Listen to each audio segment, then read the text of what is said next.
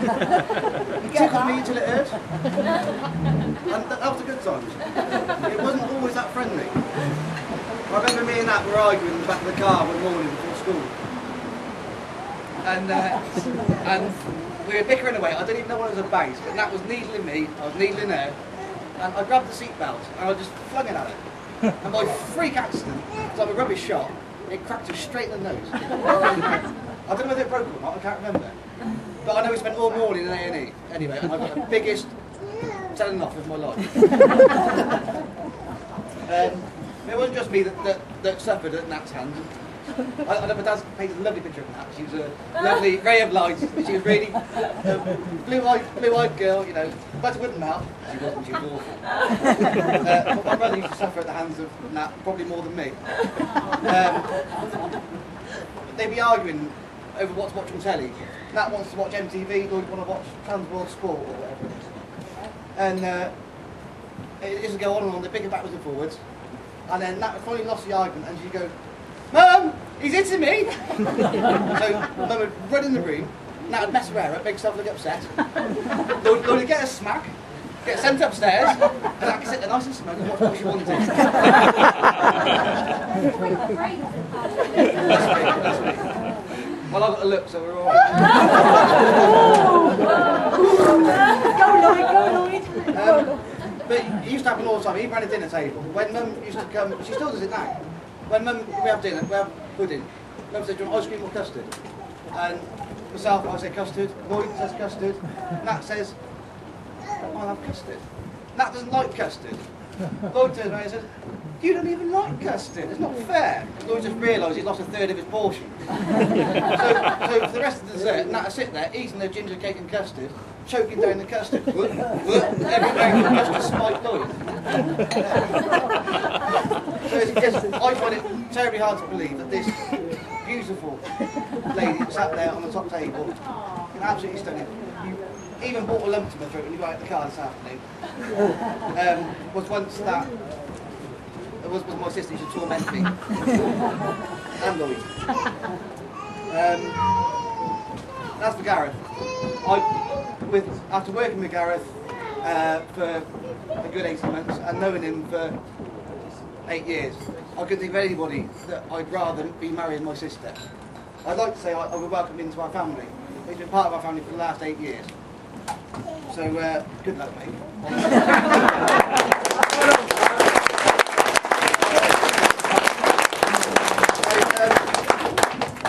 As you all know by the service, our family is very kids orientated. Kids run amok and they're all fantastic. That was the whole point. It's the whole point of the day. And it's nice to see so many kids here today to enjoy the day with everybody else. So what I'd like to do is I'd like you all to raise your glasses, and everybody's going to toast a happy couple. I'd like to toast to the kids of the family. Kids of the family.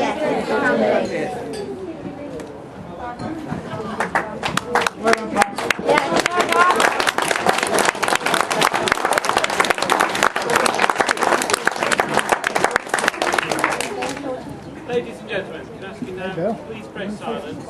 Miss Olivia Morgan.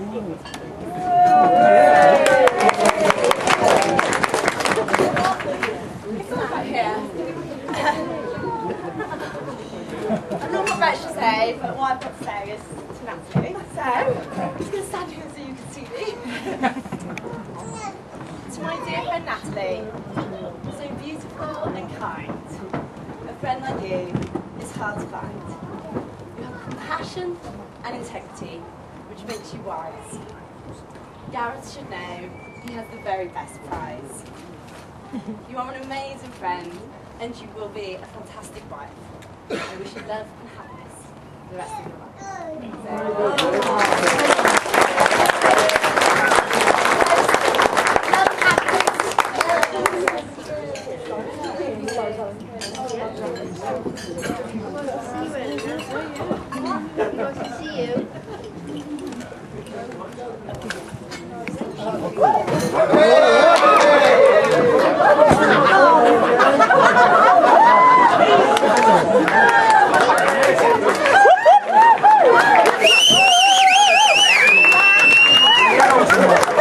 £250! Did you get it? Did you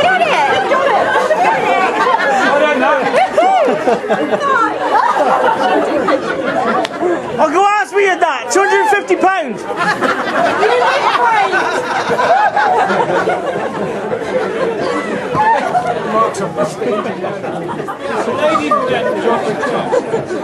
Ladies and gentlemen, can I ask you now, please pray silence for Mr. Chris Stone.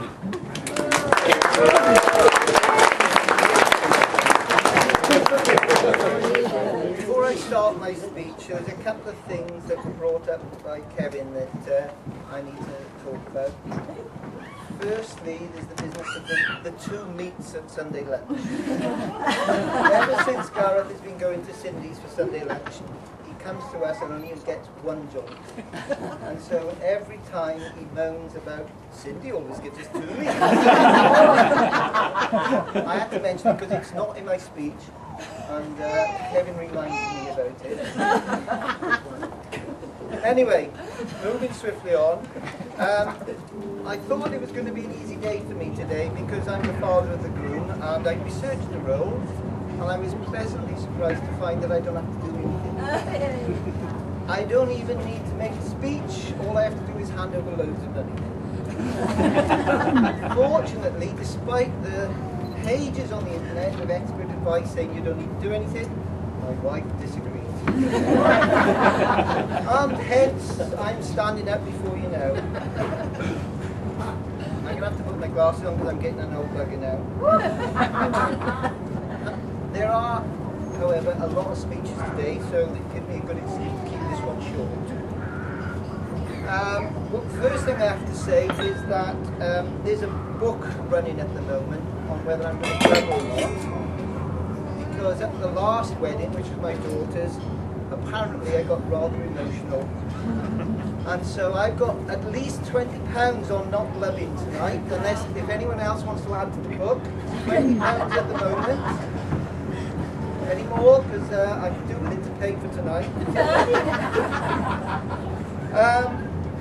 The first thing I want to do is thank you all for coming, just as Kevin did, to help celebrate the marriage of Natalie and Gareth. I couldn't wish for a nicer daughter-in-law than Natalie. It's very stunning today, and I'm really disappointed, isn't it? Yeah. But my special thanks, I have to say, are to Janie, because it's now 6:25 and she's still sober. For those of you that were at my daughter's wedding, you will remember she was a bit the worse for wear before we even got in. And as people were being greeted as they came into reception, we had to hold her up so that she could grin and nod. She's doing a very good job so far. You're in so much trouble, matey. Yeah. Having said that, I have to say, as Kevin has said, we are the proud grandparents of 3 lovely grandchildren. Grace, Dylan, and someone who's not on the top table, Maddie. She's under. None of them are on the top table, are they? The only thing missing to complete Janie's life is the only thing she's been waiting for, because of her strict Welsh Presbyterian upbringing, is she wanted that little bit of paper that said that her little boy was married. You can relax now, Jamie. I've got it in my bag. No more sleepless nights.